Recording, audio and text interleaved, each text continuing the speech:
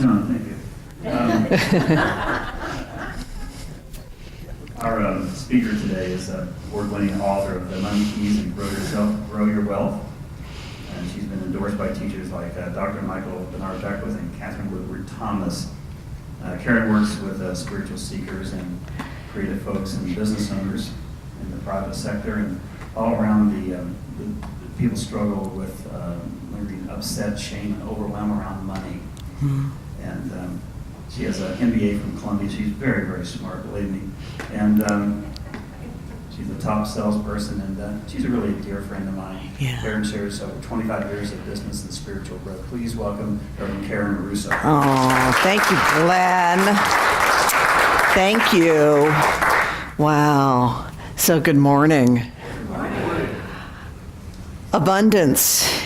It includes more than just money, yes? Yes. Yeah. I love that Reverend Jill asked me to come. I also love that her toes are looking at the beach. Don't you know? We all love that, right? I love that there's the invitation to be with you this morning and to really look at how our abundance includes money, but of course is not limited to it.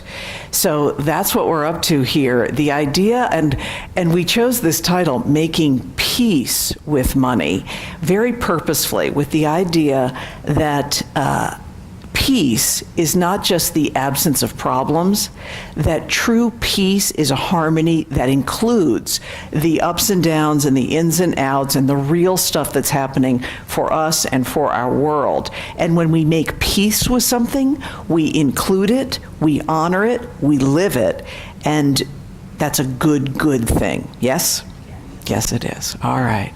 So it's wonderful because we always start a conversation about our financial well-being in the midst of a spiritual experience with some kind of image of like, why is this a problem? So I think we have one of these like financial upset, it's bad. And why is it so bad? If we are, as spiritual seekers, overwhelmed or sad or angry or resentful or ashamed or distracted about money, even a little bit, it's costing us. So it's costing us, right? It's spiritually, we're not as inspired and as visionary as we want to be. Our creativity gets squelched. And on a practical level, our time and energy feels drained. There's an idea called opportunity cost, which is if we invest, we put $10,000 in a bond fund, we've cost ourselves the opportunity to invest that 10 grand in some real estate. So that's a kind of a technical term, opportunity cost. I think for us as, human beings, the thing that really is the biggest opportunity cost is while we are upset and overwhelmed and scared and angry about money, we are costing ourselves the opportunity to be in inspiration and creativity and a blessing to the world, particularly right now, a world that needs us at our best. That's a Marianne Williamson line, which I really just is in my heart. The world needs us at our best. Wouldn't you agree? Yeah. And so then we always show a smiling face. Financial prosperity and abundance is available now.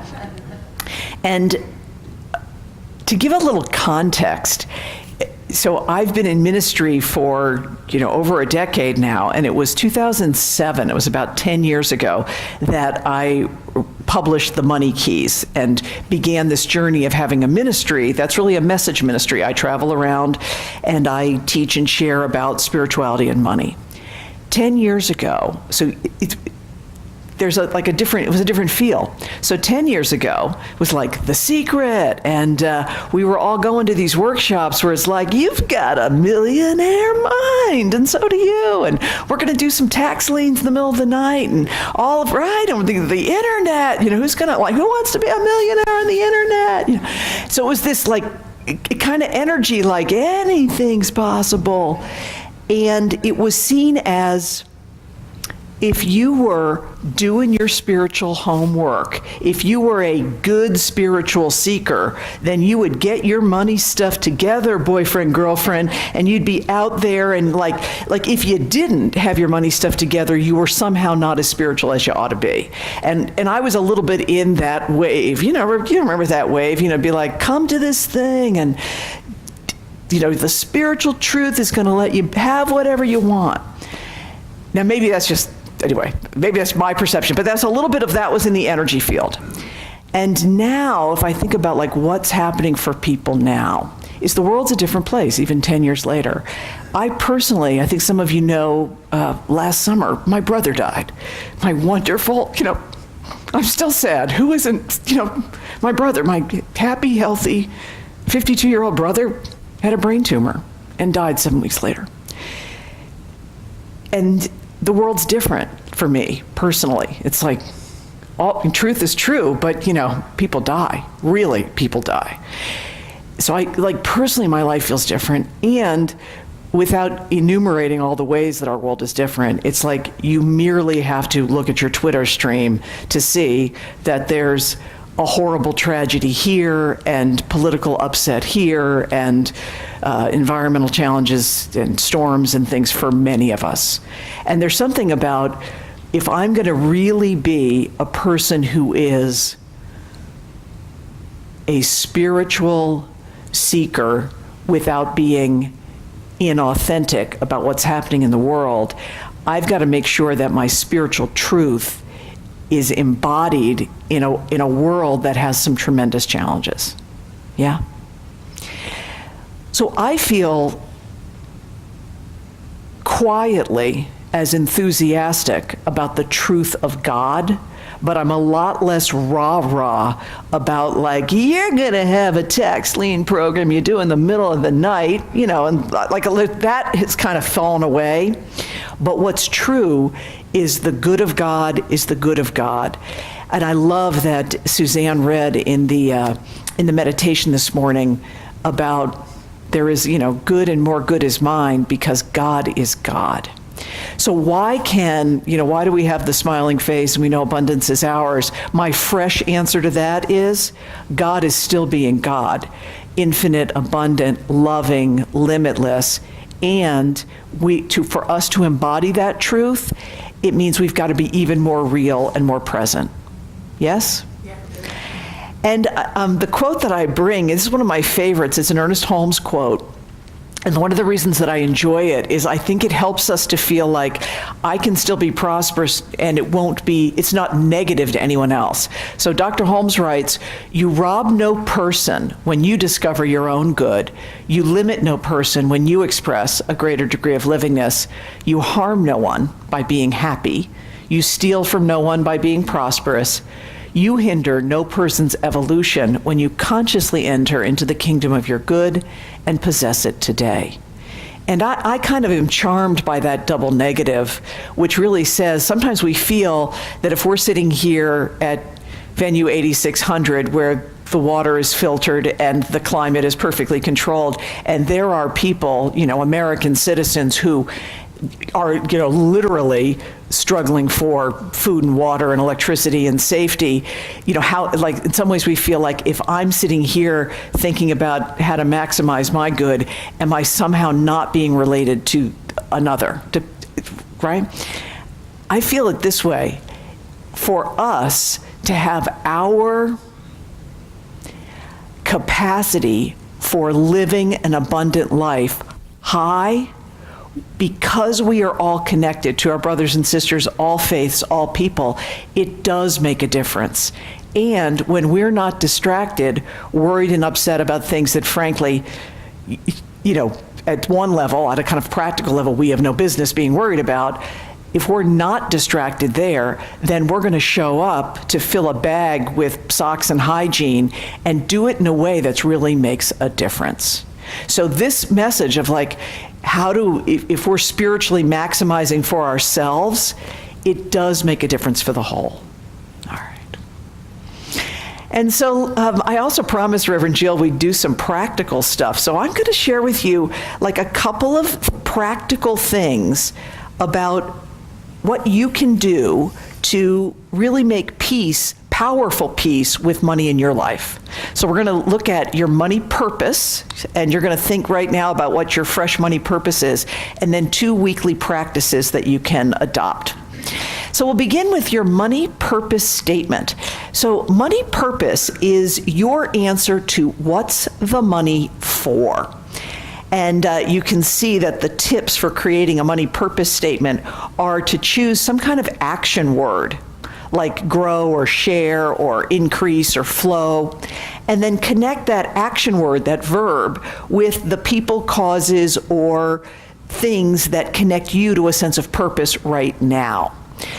And that phrase, what's the money for, what I tell you is when I first was visioning for a spiritual message about money, it became so helpful to think, it's not just about the money, it's about what's the money for? How is money connected to purpose in my life? So I can include money. I don't have to hold my nose and withstand having to deal with money as a human being. Instead, I really include it. So this idea of money purpose answers that question. So we've got some example statements of what's the money for, of money purpose statements. And the first is, I serve God, money serves me. Try that on, and just give it a little Is that a Yeah. That's from Edwin Gaines, I serve God, money serves me. And then we have the next one is, I rise resilient. Money flows, honoring God as my expression. And that was mine for the beginning of the year when I was thinking about just the overcoming the grief with my brother. It's like that quality of resilience, that was my quality. I rise resilient.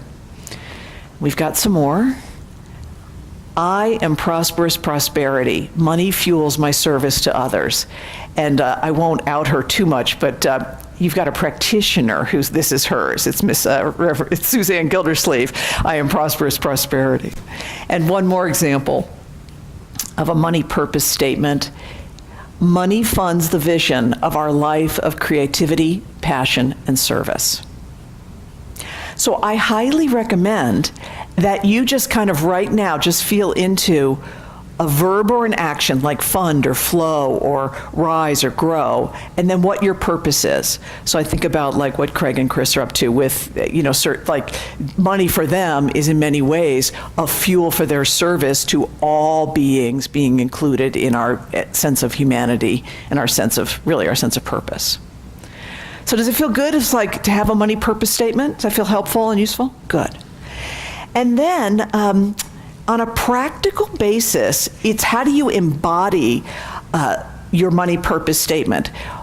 In 2015, I wrote this little book, because you know how it is now, as things change, it's like, who's got time to read something thick? But this I can put into, it's small. And this is Grow Yourself, Grow Your Wealth, which is all about how to create a money purpose statement. But then also, what I was seeing is people needed practical stuff to do every week to be able to embody principles of money. So Money Monday and Faithful Friday are 2 weekly prosperity practices that you can engage in that help you say, how do I feel related to my money every week? So Money Monday begins with the quality of circulation. So Mondays become a time where the law of circulation, which is operating all the time, we are consciously becoming attuned to it. The law of circulation, you see the infinity symbol, all of life is giving and receiving. There's always a flow. When things are healthy, there's a flow. So a body that's healthy is vital. There's flow. A relationship that's healthy, there's good give and take. Circulation, to activate it, we want to be good givers and good receivers. And Mondays are your time to put that giving into action. So you'll see some of the tips for Money Monday. Money Monday is 10 to 30 minutes of your time and energy giving attention to money. So the giving that happens on Monday I like to encourage people to either do or relate to or track their spiritual giving on Mondays. So you all know that for thousands of years, an important spiritual practice is to give thanks for the 100% that comes to us, and then to leave a percentage behind to honor God, honor our spiritual source. And if you do 10%, that's called a tithe, because T-I-T-H-E means a tenth.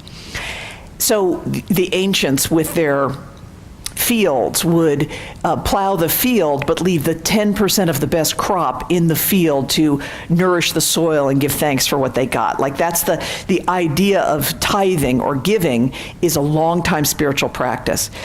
Now, I think Reverend Jill's going to be doing a whole message about the power of giving and tithing. And one of the things I like to, because, who here's heard of this before? It's like everyone here, right?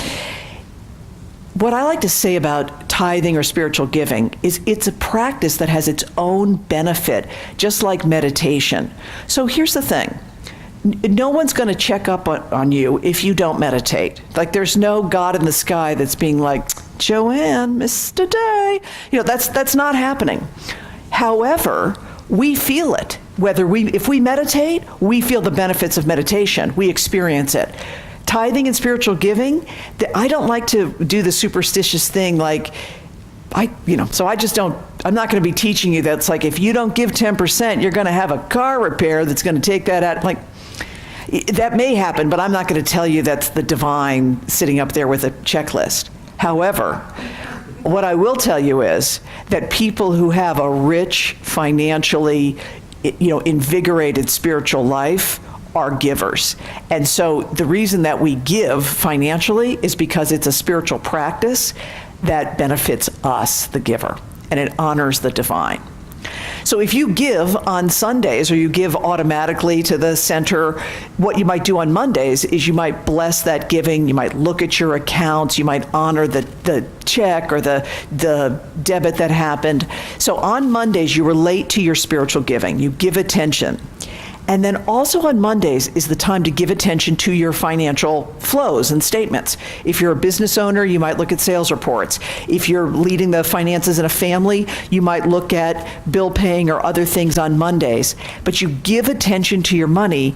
And then this is the piece, when I coach with people, is I often find that people will feel like, I'm so busy, I'm working so hard, bless you, but they're not feeling like what they're working on is connected to their financial outcomes. So on Mondays, I always say, give attention to your financial goals and then choose 2 or 3 actions that are most leveraged to moving those goals forward and hard schedule them into your life. There's something in today's world about the capacity to be productive and to be focused that's really powerful. So what do you think? On Mondays, if you did this on Mondays, what would you get out of it? You can just call it out. What would it do for you? How would you feel? Peaceful and good? Yeah, absolutely. It's an organizing idea. So Mondays we're giving action and focus to our money. And then it's really nice to balance that sense of action with the awareness of our abundance. And that's where the law of unity comes in. So the other big principle or law that works with our money is this idea that we're already one with our spiritual source. So the law of unity, you can see the circle, which represents the infinite nature, and the heart, which is the love of the divine. So unity says there's one life. It is invisible and visible. It is darkness and light. It is eternal and powerful, and we are made, and all are made in its image and likeness. So when we feel that sense of unity, I think about my brother, and I just know, he's one with the divine, and I feel his love, even though I miss him. You guys get that? Yeah? Yeah, it's really interesting. I feel like my faith didn't wane. I didn't think there's not a God, but I feel the grief and the sadness, right? And that's what I think is most beautiful about our teaching, is that we are not becoming immune from the human experience here at Venue 8600. Like, the human experience is still happening. What we're doing is we're feeling that we're part of something greater. And when it comes to money, that feeling that I am part of something greater is the real, like, opening to a sense of peace and connectedness. So Fridays are about saying, you know what? I am aware that the divine is sourcing me. So Faithful Friday, I think the slide will say, don't skimp on your receiving. So many of us were busy. I work with a lot of entrepreneurs who are like, can you teach me how to sleep less so I can work more? You know, right. And really, what I found is sometimes it's better not to sleep less, but to stop and rest. So Fridays are, and that's why the lady has her feet up on the desk, right? Fridays are the time to say, let me build my wealth through my awareness of my satisfaction and supply. On Fridays, you do 2 rounds of receptivity, 2 rounds of deliberate appreciation.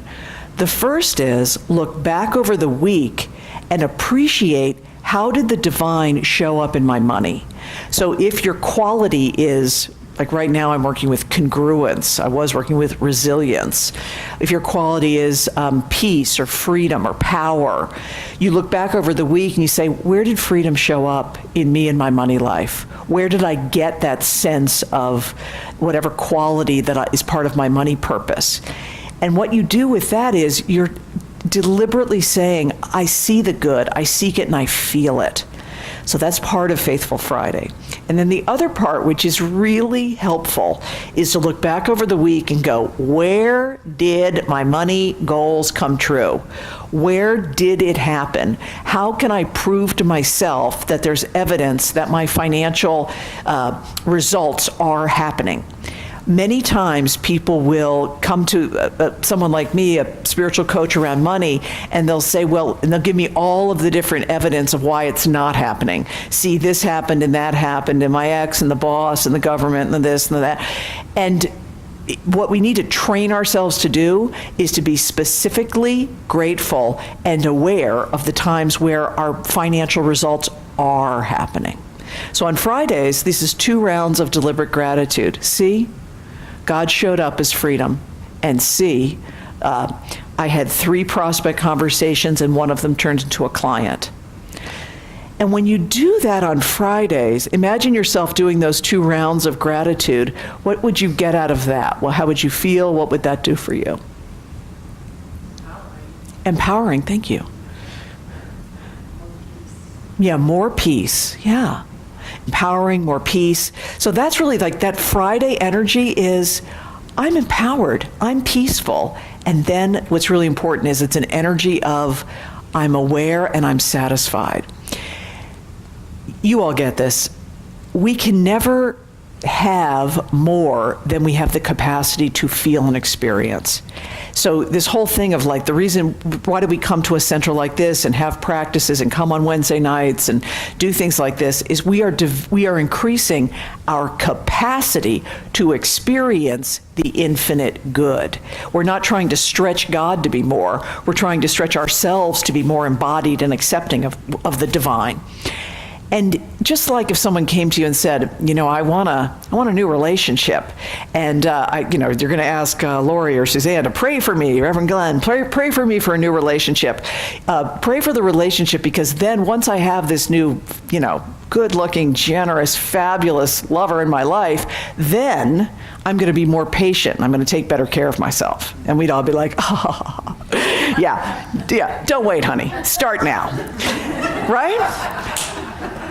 Because we know, waiting for something external to give us something, then, so that then we take good care of ourselves, it doesn't make sense. And we aren't going to get the results of that patience and self-care unless we do that for ourselves. So that idea is really true in abundance. So sometimes people will have a little bit of a superstitious thing, like, God, you show me some miraculous prize winning or, debt reduction, or you show me something and then I'll believe in abundance. And what I want to say to a mature spiritual group like this is, let us expand our belief in abundance, and that in and of itself is the reward. And I'm going to talk a little bit more about source and channel. So you all, this is a pretty evolved group. You all know that spiritual source, one infinite, loving, eternal source, and then material channels are all the different ways that the divine shows up as money in our material lives. So we get a hit record, or that generous lover comes with, a big real estate portfolio, or, maybe we've got a job that feels secure, or a retirement portfolio that's well diversified. Channels are the things of this world. If we think that our good or our security comes from a channel, we're always going to be a little worried. We're not going to be peaceful. And the reason for that is something deep within us knows, like we worry, what happens if that thing goes? Well, something in us knows someday that thing will go, because it is a thing of this world. So because we know that, we'll always be a little nervous about it. The place we find peace is when we anchor into spiritual source. And that's, I think, I'm going to now do like an opinion about what's happening kind of on a larger scale. Channels are things like governments that we believe in and think should act a certain way. Channels are things like, hard work and I'm smart. Channels are things like, I can count on my body to be this way, or that my family, I'm always going to have 2 brothers. Channels are things that do come and go, right? We're not going to get our own personal or our collective security from that, which is why for many people it's like, what's the answer to what's happening in our world? We are the answer when we really anchor ourselves in what's spiritually true. And I don't have the right solution necessarily for this, then we figure out for each one of us, what are the actions I'm guided to take? For sure, what I will tell you is that when you take the kind of actions that we've talked about here today, it's good. It's good for you personally, and it also is a blessing to the world. So we have this affirmation, which is one that years ago, one of the participants, one of the early Money Keys class came up with. And I think this will be, we should say this together. So kind of imagine you've got your money purpose and your Money Monday and Faithful Friday. We'll say this, and then I'll give you your practicing the principles for the week. So together we say, I love and respect myself enough to live a financially prosperous and responsible life. Do you feel it? Yeah. Yeah, in many ways, this kind of approach to our money, it's peaceful not just in, now I don't have to worry, but it's peaceful in that it brings its own reward. When I do these kinds of things, I have a sense of self-regard and love that infuses everything. So this week, you're practicing the presence principles. 3 things. I love that you all do this here. Number 1, my encouragement is capture your current answer to what's the money for, your money purpose, and share it with a prosperity partner or the friend that you came with or one of the practitioners. And then I definitely would encourage, number 2, is practice your Money Monday and Faithful Friday to activate greater sense of focus and then also faith. And finally, my encouragement is get really clear. It's okay to have a favorite material channel. So I want to be super, I'm coaching people to be like, how do you have a even more powerful Reiki practice? Or, you want your real estate portfolio to go up, up, up. So material channels, believe me, Mama loves the material channels. So we love a material channel. What I encourage you to do this week is take your very favorite material channel and get so connected to the blessing of the source behind the channel. Like just so grateful, for whatever the channel brings, but understand the channel is coming from a spiritual source. All right. So I think it's time to have a prayer about this. Has this been helpful to you today? Yeah, I can feel, what I feel is like the thoughtfulness and the maturity in the room is really, really beautiful. All right. So let's move into prayer. So take a breath, and if you're comfortable, you can close your eyes.